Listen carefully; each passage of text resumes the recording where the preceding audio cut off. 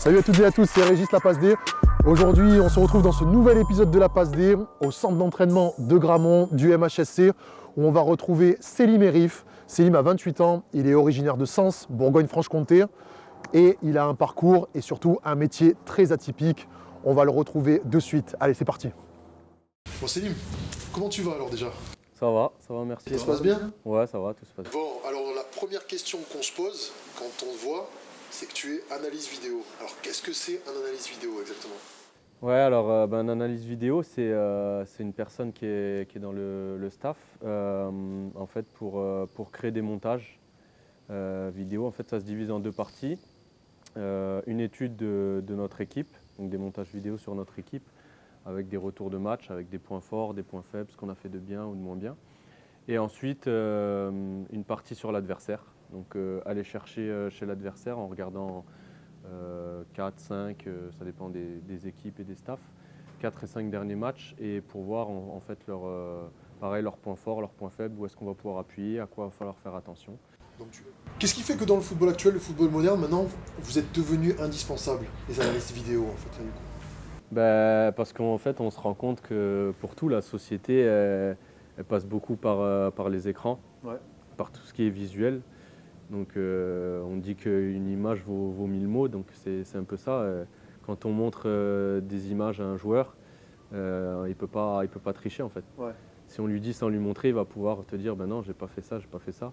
Là, tu lui montres une image, Il peut pas se cacher. il peut pas se cacher et il pourra pas contredire.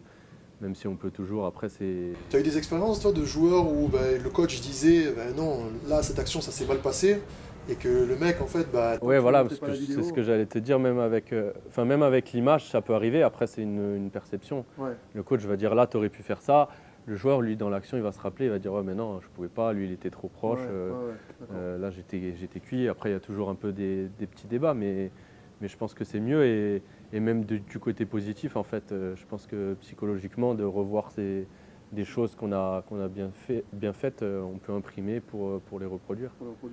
Et pour une personne qui se lance, quel conseil tu donnerais? Des erreurs que tu as pu faire toi peut-être au début et que finalement aujourd'hui, si tu devais donner un conseil à quelqu'un qui commence ce métier-là. Déjà, c'est de se former, comme on disait tout à l'heure, au niveau tactique, donc au niveau du coaching. Donc ça, c'est très important et on va le demander de plus en plus aux analystes, c'est d'avoir des diplômes d'entraîneur.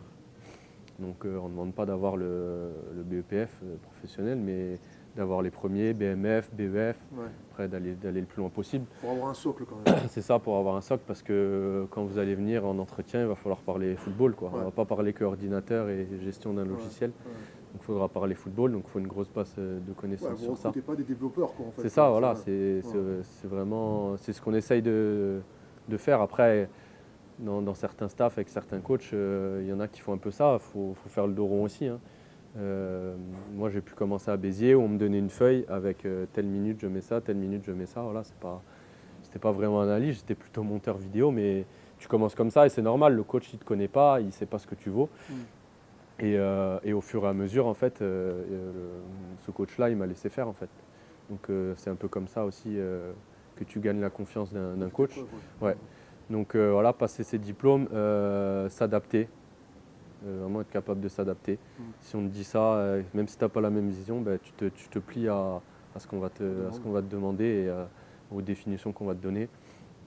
Et après, beaucoup travailler un peu en dehors du travail, rechercher via des articles, via des documentaires.